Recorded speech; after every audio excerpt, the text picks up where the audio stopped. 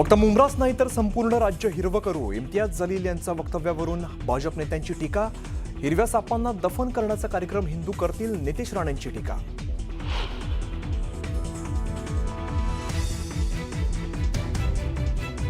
Chhagan भुजबळांना clean chit दिल्याने अंजली दमानी आक्रमक. दमानी यांचं थेट मुंबई हायकोर्टाच्या मुख्य न्यायाधीशांना पत्र. ईडी विशेष न्यायालयाने दिलेल्या निर्णयाला स्थगिती द्यावी अशी विनंती.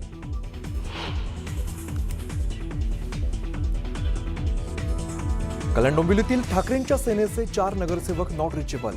पोलीस दखल घेत नसल्यामुळे सेनेने लावले बेपत्ता नगरसेवकांचे पोस्टर्स. लोकलमध्ये झालेल्या वादातून मलाड स्टेशनवर प्रवाशाची निर्घृण हत्या. पोलिसांकडून आरोपी ओमकार शिंदेला अटक.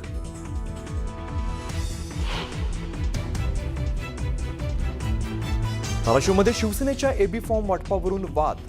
झेडपी उमेदवारांची तिकीटं राणा पाटलांकडे दिल्याचा आरोप. राजन साळवी आणि शिवसेना पदाधिकाऱ्यांची ऑडिओ क्लिप व्हायरल, तर साळवींनी आरोप फेटाळले.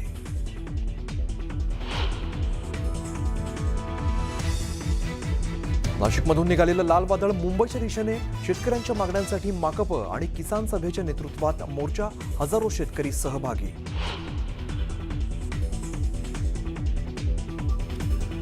दोन 2026च्या पद्म पुरस्कारांची घोषणा. लोकनाट्य कलाकार रघुवीर खेडकर, कृषी क्षेत्रातील योगदानासाठी श्रीरंग लाड, वारली संगीतकार भिकल्या लाडक्या ढिंका यांना पद्म पुरस्कार.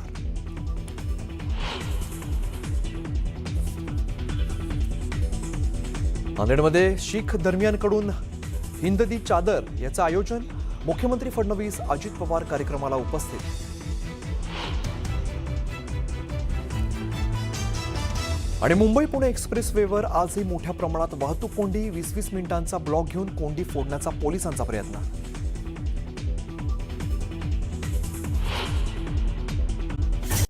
यानंतर एक ब्रेकिंग न्यूज आहे कराडमधून. कराड तालुक्यातील पाचकतेवाडी इथं पुण्याच्या डीआरआय विभागाच्या पथकानं मोठी कारवाई केली आहे. डीआरआय विभागाच्या पथकानं एक शेड सील केलेला आहे. या शेडमध्ये अंमली पदार्थांची निर्मिती केली जात होती अशी माहिती समोर येते.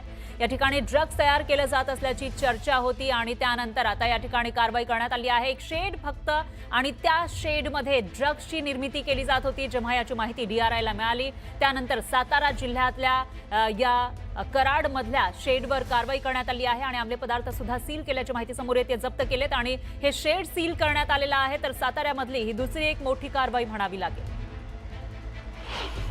कराड तालुक्यातील पाचकतेवाडी येथील एका शेडवरती डीआरआय पुणे विभागाने या ठिकाणी कारवाई केलेली आहे. खरं तर हे डीआरआय विभाग आहे तो अंमली पदार्थ आणि तस्करी संदर्भात कारवाई करत असतो आणि कराड तालुक्यातील या छोट्याशा गावात असलेले हे शेड सध्या सील करण्यात आलेले ते आपण पाहतोय. हे जे शेड आहे ते पूर्णपणे झाकण्यात आलेले आहे. त्यामुळे या ठिकाणी जे शेड आहे त्या शेडमध्ये नक्की काय अंमली पदार्थाची किंवा तस्करीची काय प्रक्रिया सुरू होती का असा प्रश्न आता निर्माण होत आहे. एका जिल्हा परिषद शाळेच्या पाठीमागे असलेले हे शेड आपण पाहू शकतो पूर्णपणे झाकलेल्या स्थितीत आहे आणि त्यामुळे मध्ये काही आता आपल्याला बॉटल्स दिसत आहेत, काही साहित्य दिसतंय. मात्र रात्री याच ठिकाणी डीआरआय पुणे हे जे तस्करी आणि त्याचबरोबर अंमली पदार्था संदर्भात कारवाई करतं या विभागाने नक्की काय कारवाई केली हा प्रश्न हे सातारा जिल्ह्यात सध्या उलटसुलट पद्धतीने उपस्थित केला जात आहे. या कारवाई संदर्भात कराड तालुक्यातील कराड शहरातील पोलिसांना अद्याप कोणतीही माहिती नाहीये.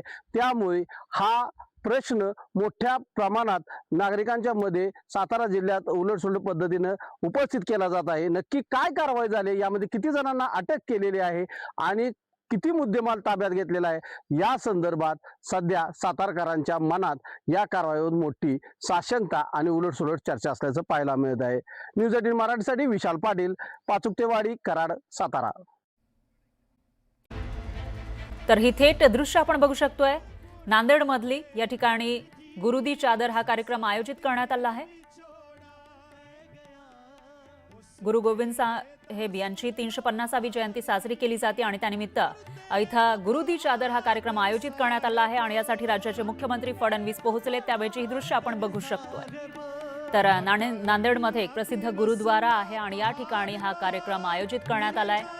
गुरुदी चादर असं या कार्यक्रमाचं नाव आहे आणि यासाठी देशभरातील राज्यातले महत्त्वाचे व्यक्ती हे हजेरी लावताना दिसत आहेत. त्याच वेळेला राज्याचे मुख्यमंत्री इथं पोहोचलेले आहेत. त्यावेळेचा हा उत्साह आपण बघतोय.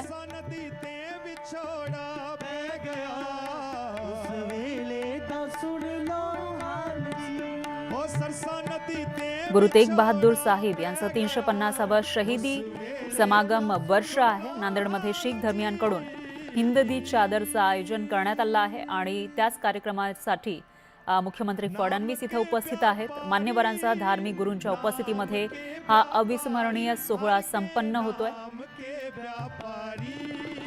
तर शीख धर्मगुरू या ठिकाणी दिसून येत आहेत. धर्म वाचवण्यासाठी श्री तेग बहादूर यांनी बलिदान दिलेलं होतं आणि त्यांची ही 350वी जयंतीचा समागम सोहळा आयोजित करण्यात आला आहे. नांदेड ही गुरु गोविंद सिंग यांची भूमी आहे. श्री गुरु तेग बहादूर साहिब यांचं 350वं शहीदी समागम वर्ष या वर्षी साजरं केलं जाते आणि त्यासाठी हिंद दी चादर या कार्यक्रमाचं आयोजन केलं. याच कार्यक्रमात मुख्यमंत्री फडणवीस पोहोचलेले आहेत. त्यावेळची ही दृश्य आपण बघू शकतोय. शीख धर्मगुरूही या ठिकाणी आपल्याला दिसून येत आहेत. शीख धर्मियांकडून हिंद दी चादर या कार्यक्रमाचं आयोजन केलं आहे. भाविकांसाठी 24 तास लंगर सेवा सुद्धा इथं सुरू आहे आणि मोठ्या संख्येनं देशभरातले शीख बांधव या कार्यक्रमासाठी इथं हजर आहेत. शीख धर्मियांचे गुरु सुद्धा इथं हजर आहेत आणि मान्यवर सुद्धा या ठिकाणी हजेरी लावताना दिसत आहेत. राज्याचे मुख्यमंत्री या ठिकाणी पोहोचलेले आहेत. नांदेडमधली ही थेट दृश्य आपण बघू शकतो.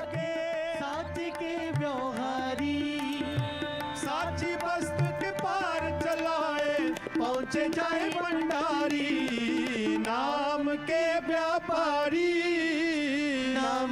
व्यापारी हर के नाम के व्यापारी बोलो जी नाम के व्यापारी नाम के व्यापारी हर के नाम के व्यापारी. तर इथं राज्याचे मुख्यमंत्री फडणवीस आणि त्याचबरोबर उत्तर प्रदेशचे मुख्यमंत्री योगी आदित्यनाथ आणि पंजाबचे मुख्यमंत्री भगवंत मान सुद्धा हजेरी लावणार आहेत.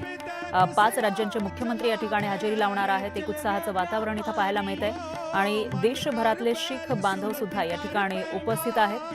नांदेड शहरामध्ये 2008 मध्ये गुरु ता गद्दी त्रिशताब्दी सोहळा झाला होता आणि त्यानंतर आता शीख धर्माचे 90 गुरु श्री गुरु तेग बहादूर साहिबजी यांच्या बलिदानाला 350 वर्ष पूर्ण झाल्याबद्दल त्यांचा 300वा शहीदी समागम समारोह चाललाय. आपल्याला माहिती आहे की या देशातली संस्कृती वाचवण्याकरता आणि धर्म वाचवण्याकरता त्यांनी आपलं बलिदान दिलं होतं आणि म्हणूनच त्यांच्या 300व्या या बलिदान दिनाच्या निमित्ताने संपूर्ण महाराष्ट्रात आपण मोठा कार्यक्रम घेतलाय. नांदेड ही गुरु गोविंद सिंगांची भूमी आहे. ही शीख पंथाकरता एक अत्यंत पवित्र स्थळ म्हणून नांदेडकडे पाहिलं जातं आणि म्हणून अतिशय मोठा समागम आणि मोठी संगत आज या ठिकाणी आहे.